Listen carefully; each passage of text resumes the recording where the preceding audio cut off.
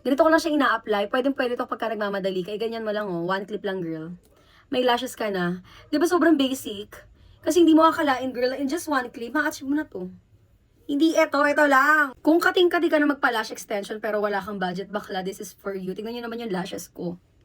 Na para lash extension sa bakla. Ito nga pala yung magnetic lash cluster na bakla talagang inuulan ng sales. Paano ba naman kasi bakla, sobrang budget friendly and hindi mo na kailangan pang gamitan ng glue. This is self-adhesive pero hindi siya via glue, via magnetic strips. Kung hindi mo pa to alam at ngayon mo lang siya narinig, dumaan sa FYP mo, bakla, this is your sign para gamitin na rin to. This is how it looks like in the style Milky. Kung mapapansin mo, para ka talaga nagpa-lash extension. Pero bakla, cluster lashes lang yan.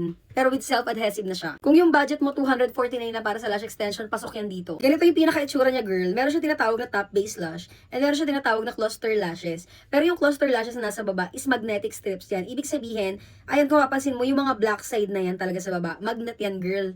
Pero hindi mo mahahalata. So paano siya kinakabit? Bakla sobrang dali lang. Ganito ko lang siya ina-apply. Pwedeng-pwede to pagka nagmamadali. Kaya ganyan mo lang, oh. One clip lang, girl. May lashes ka na. Di ba sobrang basic? Kasi hindi mo akalain, girl, in just one clip, ma-achieve mo na to.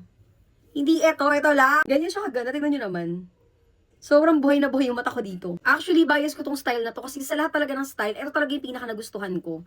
Hindi kasi siya OA sa akin and bagay na bagay bakla sa pagiging maliliit yung mata. Tapos kung magtatanong ako mabilis ba siya matanggal, bakla hindi. Sobrang stronghold niya. As in, pagka hinila mo, sama pati talukap. So, hindi siya matatanggal basta-basta. And bakla kapag ka pumikit ka, kita nyo yan?